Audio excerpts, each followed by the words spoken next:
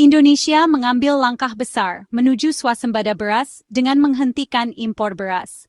Keputusan ini menunjukkan komitmen pemerintah untuk mendukung petani lokal dan memastikan ketahanan pangan bagi rakyatnya.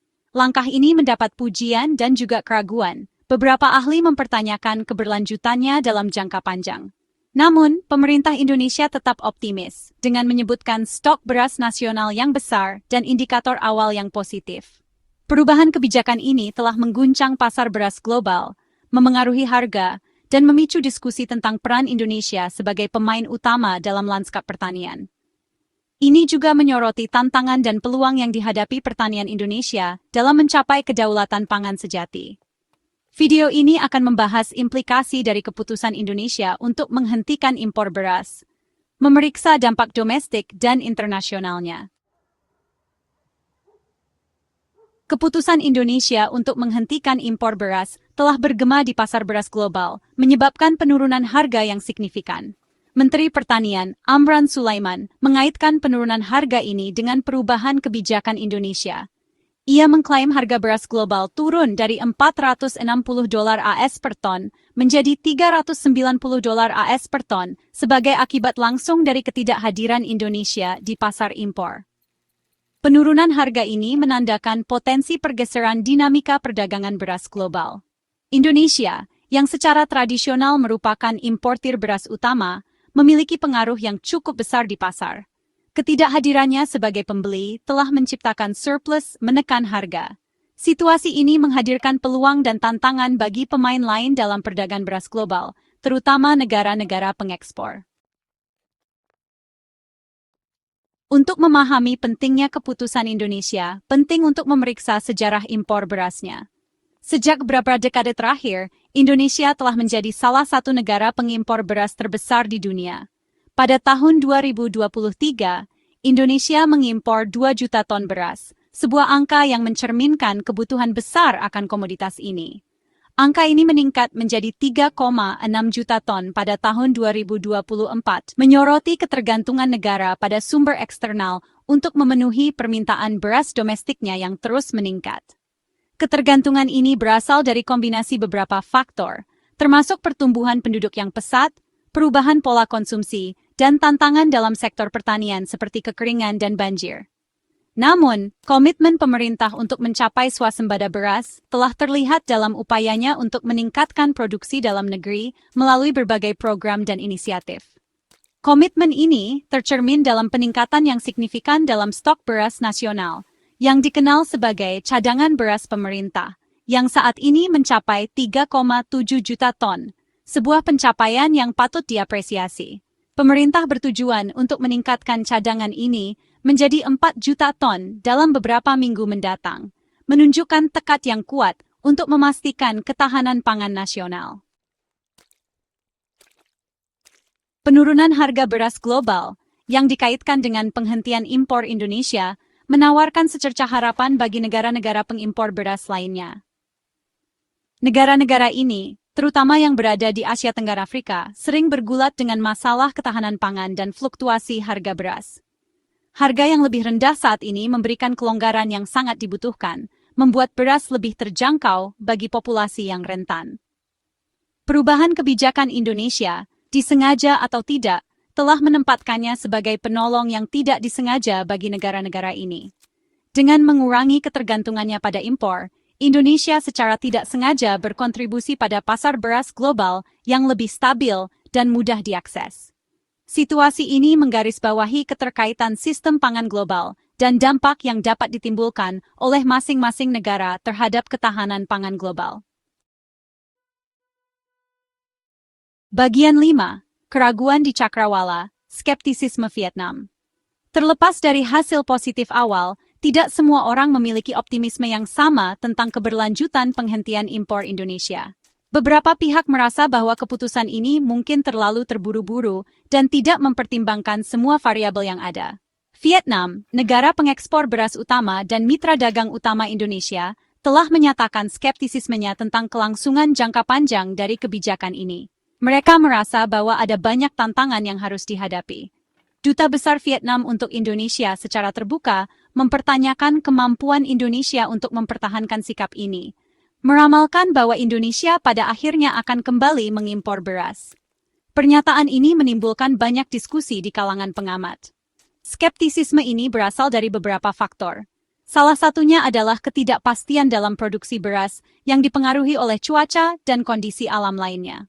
Vietnam menunjukkan potensi menipisnya stok beras Indonesia, terutama mengingat sifat kejadian global yang tidak dapat diprediksi, yang dapat memengaruhi produksi. Mereka juga menyoroti pentingnya perencanaan jangka panjang.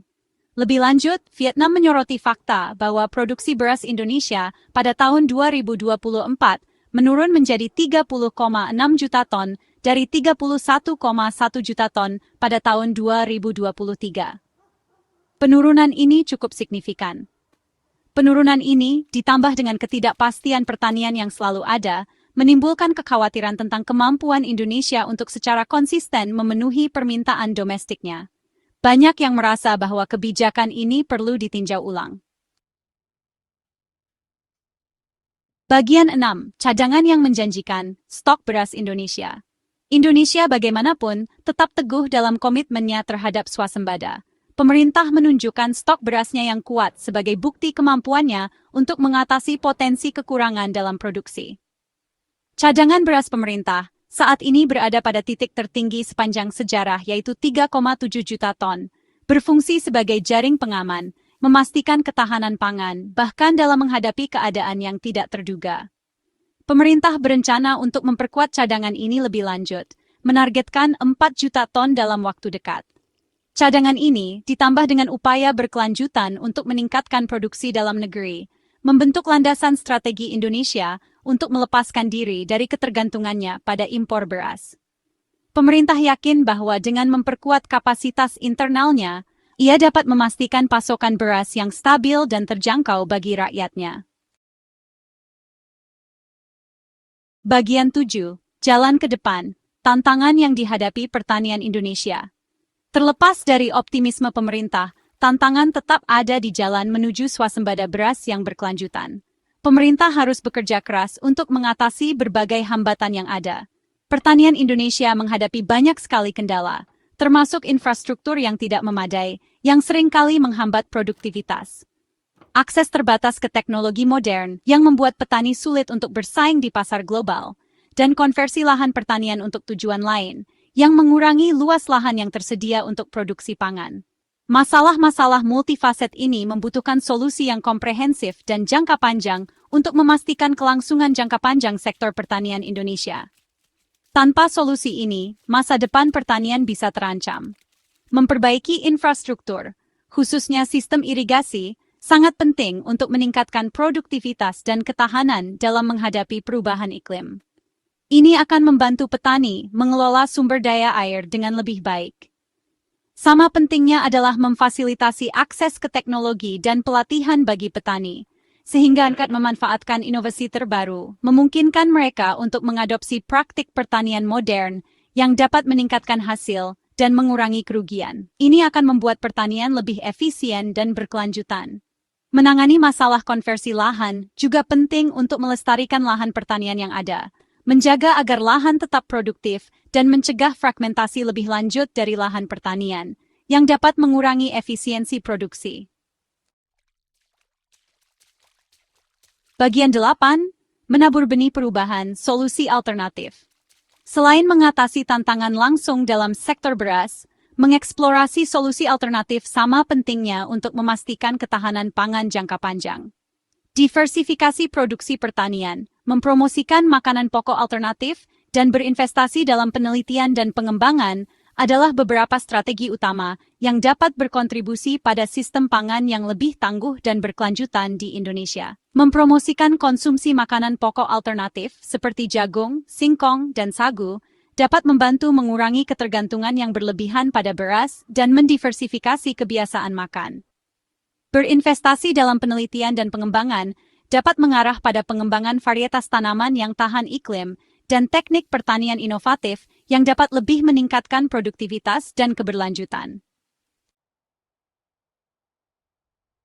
Bagian 9. Menuju kedaulatan pangan, visi masa depan.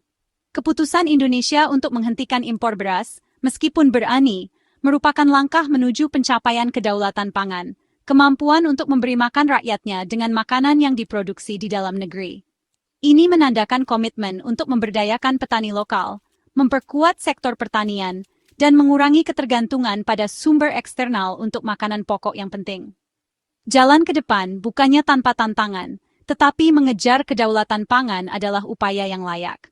Dengan mengatasi tantangan yang ada, merangkul solusi inovatif, dan mendorong kolaborasi antar pemangku kepentingan, Indonesia dapat membuka jalan bagi masa depan di mana rakyatnya diberi makan oleh hasil tanah mereka sendiri.